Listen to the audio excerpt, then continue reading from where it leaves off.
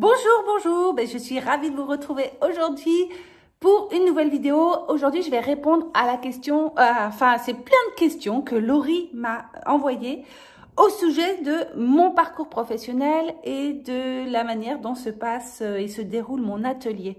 Alors, Laurie est en recherche de formation et a un projet de reconversion professionnelle.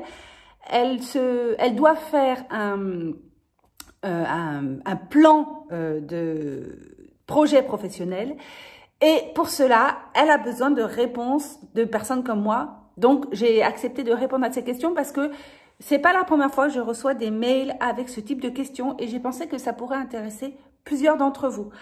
Alors, du coup, je vais faire la liste de toutes les questions qu'elle a faites et puis je vais vous répondre autant que je peux. Ok? Alors, on va commencer par ça.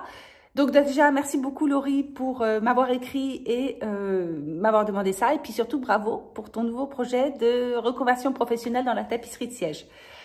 La première chose que tu me demandes, c'est quel est mon parcours professionnel? Alors, mon parcours professionnel, je l'avais déjà dit dans d'autres vidéos, moi j'ai toujours été à mon compte. J'ai très peu travaillé en tant que salarié parce que assez rapidement, je me suis rendu compte que ça ne m'intéressait pas.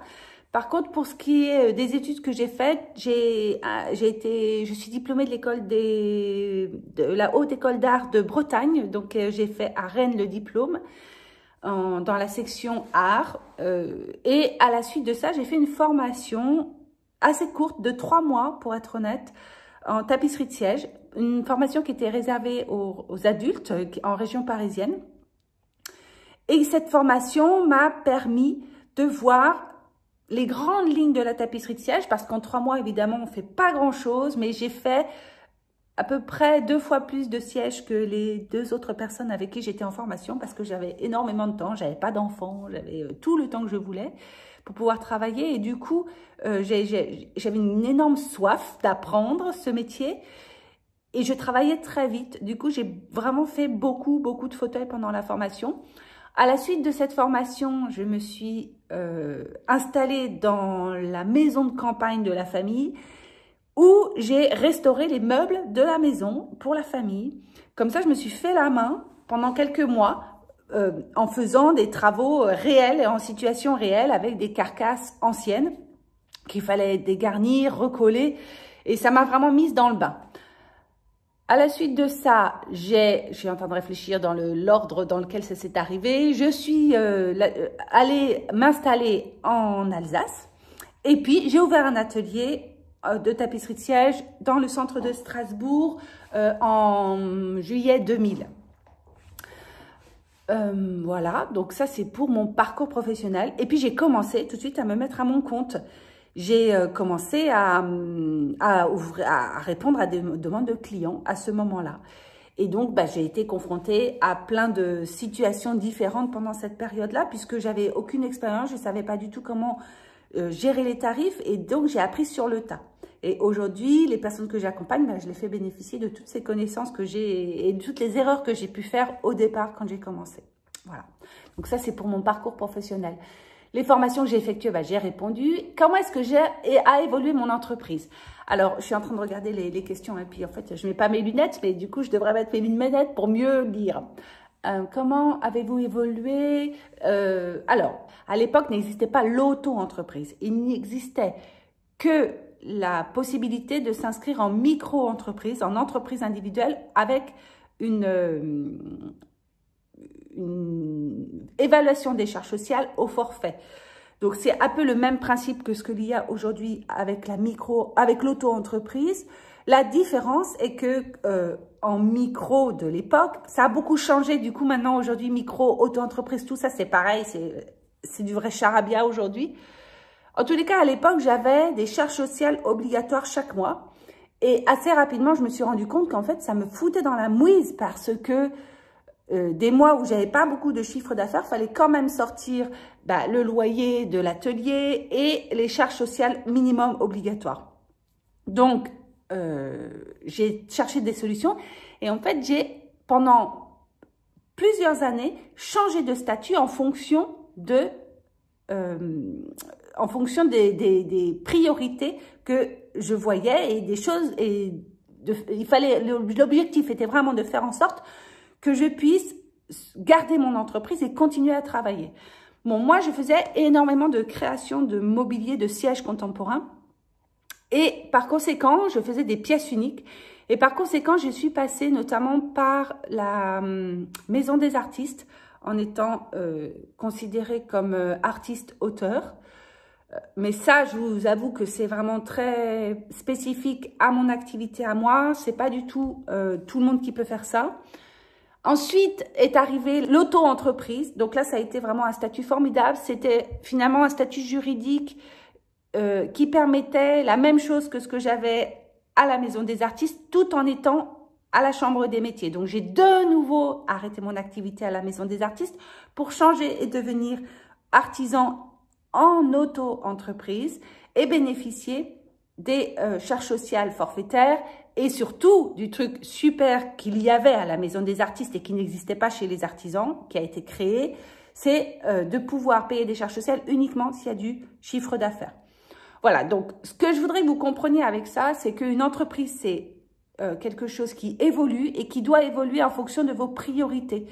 Vous entrez dans un statut juridique ou dans une forme juridique, c'est pas pour ça que ça va être définitif. Et vous voyez, au bout de 15 ans, j'ai décidé de créer une société pour pouvoir ne pas avoir déjà de plafond de chiffre d'affaires parce que mes activités se sont beaucoup développées. Donc, l'auto-entreprise, c'est sûr que le problème, c'est qu'il y a notamment un plafond de chiffre d'affaires. Mais déjà, commencez par atteindre ce plafond. Ça voudra dire que vous avez déjà une entreprise qui tourne bien. Ça sera déjà chouette.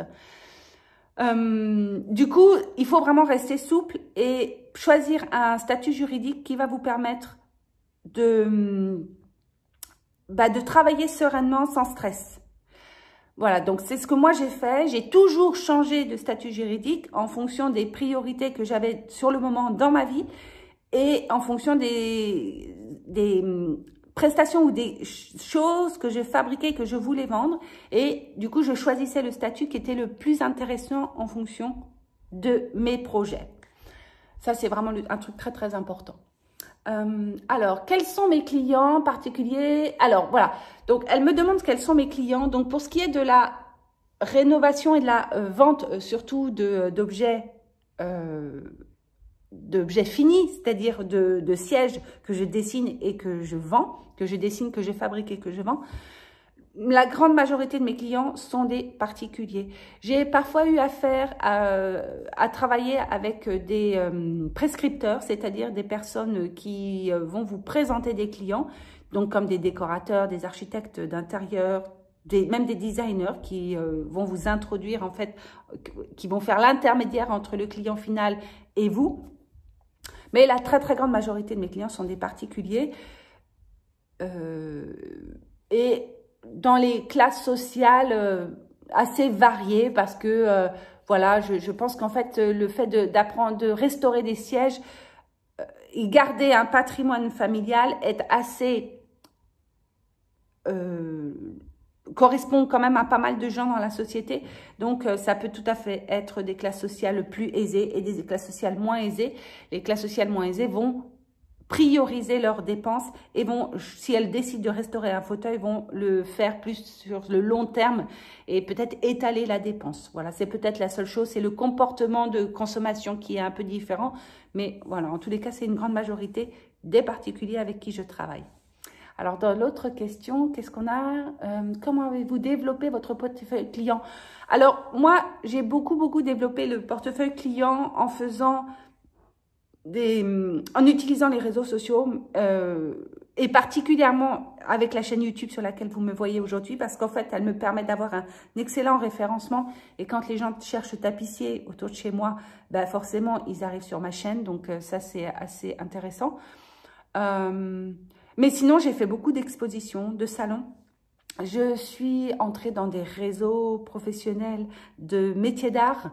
Donc ça aussi, c'était pas mal. J'ai pas mal changé et évolué parce que avec les années, bah, toujours pareil en fait. Moi, j'ai adapté la recherche des clients à mes projets qui évoluaient. Et du coup, je suis jamais restée dans un seul schéma de recherche de clients. J'ai toujours remis en question les modes de fonctionnement dans lesquels j'étais. Ce qui fonctionnait, bah, j'essayais de l'améliorer et ce qui ne fonctionnait pas, très vite, je l'arrêtais. Donc, ce qui est très important, c'est que vous fassiez attention aux résultats que vous obtenez dans les actions commerciales que vous faites. Et puis, vous pouvez aussi avoir des avis, des témoignages de vos clients. Ça, c'est extrêmement bon pour pouvoir développer le portefeuille client. Plus vous avez des témoignages positifs et plus, évidemment, vous allez donner envie à d'autres clients de venir. Hein. Réfléchissez à vous, comment vous faites quand vous consommez et que vous achetez un produit sur Internet. Je suis certaine que vous regardez les commentaires des clients et les commentaires des clients vont vous influencer. C'est évident. Hein. Voilà, donc une autre question qu'elle me demande, qu'est-ce que j'ai mis en place pour ma communication? Donc ça, je viens de le dire, hein, j'ai mis en place tout un réseau sur Internet. Je m'appuie énormément sur Internet parce que c'est une manière de communiquer qui est vraiment, ne coûte rien, juste un peu de temps, mais par contre, c'est extrêmement bénéfique. Ça rapporte beaucoup de visibilité et de fait du chiffre d'affaires. J'ai un site internet, j'ai aussi un blog et j'ai aussi dans le passé beaucoup utilisé la presse pour le développement notamment de la visibilité des créations que je faisais. Donc j'avais eu pas mal d'articles de presse sur les produits que je faisais et ça c'est sur la presse, c'est carrément bien. Donc vous pouvez utiliser la presse de proximité. Ne visez pas forcément les journaux nationaux parce que ça va être difficile d'apparaître dans Elle Décoration, même si c'est faisable, hein, tout est possible. Mais si vous contactez les journaux locaux et les correspondants locaux, ils vont venir vous voir dans vos ateliers, si vous ouvrez votre atelier, si vous faites des portes ouvertes. Voilà, dès que vous avez un événement intéressant, les journaux sont friands de ça et peuvent parler de vous. Et du coup, ça vous aide à vous faire connaître et à trouver des clients. Alors, elle me demande aussi, Laurie, quels sont mes partenaires. Donc, moi, dans les partenaires, j'ai des collègues. Je suis partenaire aussi avec des fournisseurs qui me permettent de diffuser les collections de tissus. Et puis, j'ai un ébéniste aussi avec lequel je suis partenaire, avec lequel je travaille, notamment pour la rénovation des sièges, puisque dans les bois, le travail du bois, le recollage des sièges, moi je ne fais pas ce genre de choses, ça m'intéresse pas. Et du coup, quand il faut recoller ou mettre des taquets, des choses comme ça, restaurer les carcasses, je le fais faire. Comme ça, je sais que c'est bien fait et moi, je me prends pas la tête. Ça, c'est un choix que j'ai fait. Je sais que j'ai beaucoup de personnes que j'accompagne qui font elles-mêmes toutes ces choses-là. Mais vous pouvez tout à fait les déléguer, il n'y a aucun problème. Alors, quel est mon périmètre d'intervention? Moi, c'est surtout le Grand Est. Ça, il n'y a pas... Alors, c'est surtout le Grand Est. Et donc, voilà, c'est dans ma région. Maintenant, si on me demande d'aller dans le sud de la France, pour moi, il n'y a pas de problème. À partir du moment où le devis est accepté, dans lequel j'ai intégré les frais de déplacement, tout ça, voilà. J'ai pas de limite. Voilà, mais ça, c'est personnel, hein. Oui, alors je travaille toute seule. Elle me demande si je travaille toute seule. Donc oui, je travaille toute seule, en tout cas pour ce qui est de la production. Quand il y a quelque chose de technique que je ne sais pas faire, je trouve un partenaire, justement, un collègue qui saura faire ce que je ne sais pas faire. Mais bon, jusqu'à présent, je n'accepte que les travaux que je sais faire et que j'ai envie de faire surtout. Elle me demande quelles sont mes principales tâches de travail, de la production et de la communication. La communication, c'est exactement ce que je suis en train de faire. Vous parlez de moi, de mon travail, de mon activité professionnelle. Tout ça, ça fait parler de moi et surtout, ça donne envie aux clients, même en restauration de sièges, puisqu'ils ont déjà un aperçu de mon caractère et de qui je suis. Et par conséquent, ça leur donne envie ou pas de travailler avec moi et de me contacter. Donc, ma principale tâche de travail, c'est évidemment de la production, mais aussi de valoriser mon entreprise et ma personnalité, parce que ma personnalité, elle représente mon entreprise. Alors, j'ai encore quelques questions. Quelles sont les principales qualités et compétences requises pour le métier de tapissier? Alors, j'ai un peu réfléchi, hein. Donc, moi, ce que je pense, c'est qu'il faut être très flexible. Il faut savoir s'adapter aux situations, savoir s'adapter au planning, parce que parfois vous allez avoir du travail très condensé pendant une période et d'autres périodes qui sont plus souples. Je pense par exemple en Alsace, très souvent en fin d'année au niveau de, pendant la période de Noël, on a beaucoup plus de demandes parce que c'est vrai que Noël en Alsace, c'est une vraie tradition et les gens aiment beaucoup s'occuper de leur intérieur à partir de septembre et pour avoir une jolie maison pour les fêtes de Noël. Donc, on sait très bien en Alsace que la période de l'automne est une période qui peut être très chargée, alors que la période de l'été va peut-être être beaucoup plus allégée, ce qui fait je vais peut-être plus me consacrer à une programmation de communication, de visibilité, de choses comme ça. Donc voilà, il faut savoir être souple et à mon avis, pour conduire une entreprise, c'est pas uniquement pour la tapisserie de siège, il faut savoir se remettre en question en permanence. Si vous ne vous remettez pas en question, vous allez forcément devenir très rigide et votre entreprise va devenir triste, pas drôle. Et vous-même, vous allez devenir triste et pas drôle et vous n'allez pas du tout attirer les clients. Et en fait, vous allez passer votre temps à vous plaindre et ça ne va pas séduire les gens. Donc voilà, ça, je vois assez souvent ça chez les artisans, tout le temps en train de se plaindre que la vie est dure. Mais les clients, quand ils viennent chez vous, ils n'ont pas envie de savoir que votre vie est dure. Ils ont envie que vous les fassiez rêver. Donc, je pense que c'est vraiment un des trucs les plus importants, garder la foi et être optimiste. Mais sincèrement, hein, c'est pas si vraiment vous ne l'êtes pas, alors faites autre chose. Voilà, qu'est-ce que j'ai encore mis il faut pas avoir d'a priori sur les clients. Vous ne savez jamais à quoi va ressembler un client. Il faut pas regarder la couleur de ses chaussures ou la couleur de sa voiture.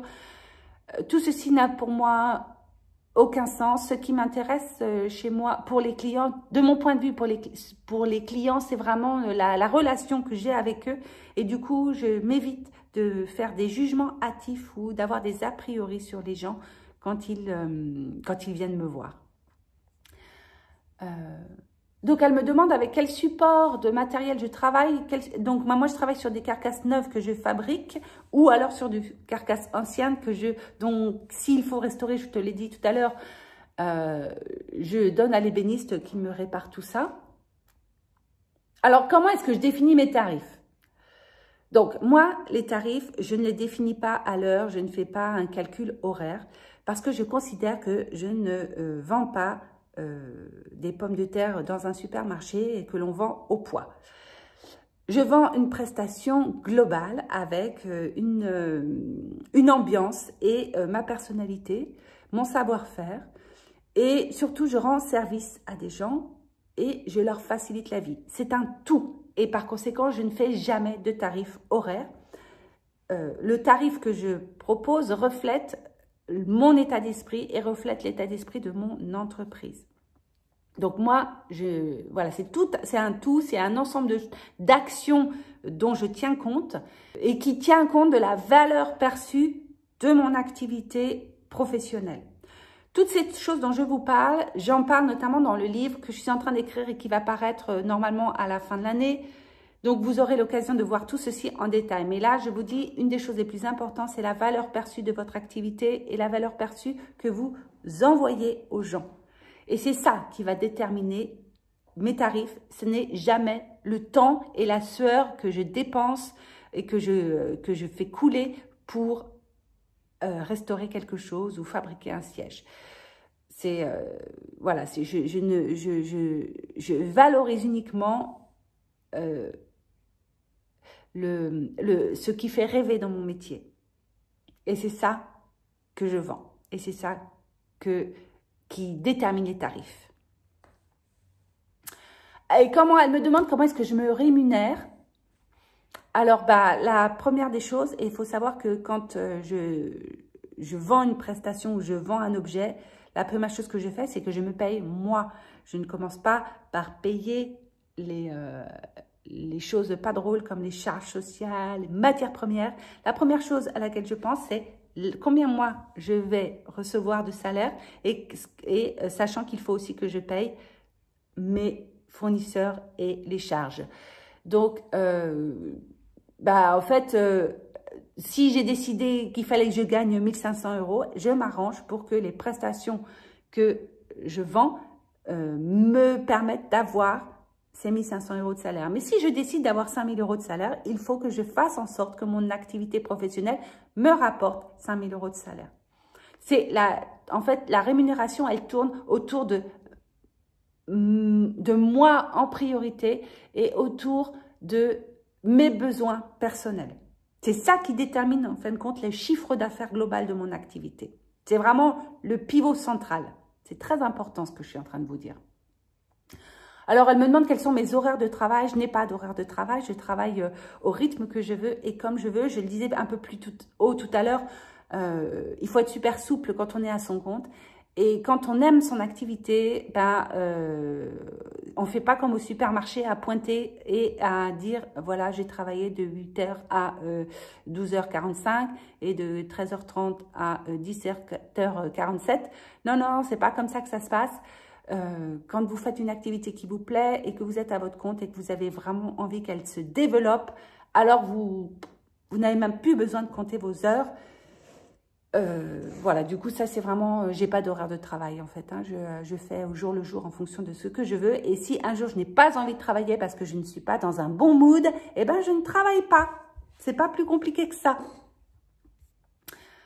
Comment j'organise ma semaine? C'est pareil, hein, en fonction de ce que j'ai à faire et des priorités et en fonction de ce que je suis capable de faire à ce moment-là. Il y a des semaines où je me sens moins bien, où je suis fatiguée, ou alors, moi je suis assez sensible au temps qu'il fait.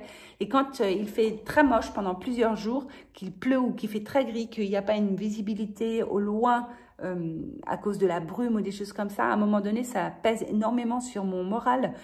Et du coup, je sais que je ne peux pas faire certaines choses dans ces conditions-là. Donc voilà, je vais adapter les situations en fonction de l'énergie que je suis capable de donner sur le moment. Donc, avez-vous d'autres contacts dans ce domaine? Qu'est-ce qu'elle me demande? Est-ce possible de faire 2 jours de minimum d'immersion avec vous? Alors, avec moi, personnellement, non, ce n'est plus possible parce que je n'ai plus le temps du tout de donner des cours. Mais par contre, j'ai tout un tas de partenaires avec qui j'ai développé un projet de stage. Et donc, il vous suffit d'aller sur le site de monbeaufauteuil.com pour voir la liste des partenaires qui vous proposent des stages toute l'année. Et c'est des personnes que j'ai formées, en qui j'ai entièrement confiance et qui travaillent dans le même état d'esprit que moi. Et je sais qu'il y en aura forcément un près de chez vous. Donc, je vous propose d'aller regarder. Je vais d'ailleurs mettre le lien dans les commentaires épinglés. Comme ça, vous aurez le lien facile d'accès. Elle me demande si je connais un centre de formation réputé. Moi, qu'est-ce que je vais faire? Je vais parler du mien. Hein. J'ai monbeaufauteuil.com. C'est certainement le centre de formation le plus cool qui existe. Il faut quand même le dire et on a le droit de se faire des félicitations. Donc, j'en profite pour le faire. En fait, ce que moi j'aime dans mon projet, c'est qu'il y a de la formation en permanence. Il n'y a pas des sessions de septembre à juin. Et puis après, il faut attendre. Et voilà, moi, vous pouvez commencer chaque mois à vous former comme vous voulez, à votre rythme. Donc, voilà, je vous l'ai dit tout à l'heure, il faut avoir de la souplesse dans votre activité et le projet de centre de formation que j'ai créé, Mon Beau Fauteuil, est exactement dans cet état d'esprit. Il est extrêmement souple et vous permet de vous former à votre rythme et tout le temps, tous les jours de l'année. Voilà, et vous pouvez commencer quand vous voulez. Donc ça, pour moi, c'est une des clés. C'est la satisfaction client qui passe par la souplesse de mon état d'esprit et de l'organisation que j'ai mise en place. Voilà, c'est ça qui est pour moi le succès d'une entreprise. Hein. Et puis pour finir, qu'est-ce qu'elle me demande? Avez-vous des conseils à me donner concernant mon projet? Les conseils, Laurie, je crois que j'en ai beaucoup parlé. J'ai noté 4 choses. Hein. La première chose que j'ai notée, c'est une remise en question permanente. Toute sa vie, il faut se remettre en question, que ce soit pour le boulot ou pour la vie perso. Plus vous vous remettez en question et plus vous questionnez ce que vous êtes en train de faire, si ça match avec ce que vous avez envie de faire, alors vous allez faire avancer les choses et faire avancer votre entreprise comme votre vie personnelle. Et je viens de vous parler des envies, donc une des deuxièmes choses, ce serait de vous appuyer sur vos envies. Et ça, je le dis tout le temps, c'est ce qui va diriger et guider les actions que vous allez faire Et comme cela, vous allez avoir une entreprise qui va être, ou un projet de création d'entreprise qui va vraiment correspondre à ce que vous voulez faire. Je dirais encore qu'il faut faire confiance à vos intuitions. Et puis pour finir, il faut déterminer les valeurs qui vous sont les plus fortes, les plus importantes. Et c'est-à-dire les choses qui dans la vie sont pour vous très importantes dans les relations que vous avez avec les autres et les choses qui sont pour vous primordiales pour vivre. C'est ce qu'on appelle avoir des valeurs. Et donc, quelles sont vos valeurs? D'accord? Voilà, voilà. Donc, je pense avoir fait le tour des questions pour Laurie. Si vous avez vous aussi des questions auxquelles vous voudriez que je réponde, n'hésitez surtout pas à m'écrire pour me dire et m'en parler. Voilà, je sélectionnerai les choses et je répondrai si je vois que ça peut intéresser un maximum de personnes. En attendant, dites-moi ce que vous avez pensé. Si vous voulez faire des commentaires, faites-les avec plaisir. Je regarderai, je répondrai. Et puis évidemment, n'oubliez pas de vous abonner parce que plus on sera nombreux dans cette chaîne et plus le métier des tapissiers sera mis en valeur et plus la renaissance des tapissiers pourra avoir lieu. Voilà, voilà, alors je vous embrasse, je vous souhaite une belle fin de journée et je vous dis à très vite pour d'autres vidéos. Salut, salut!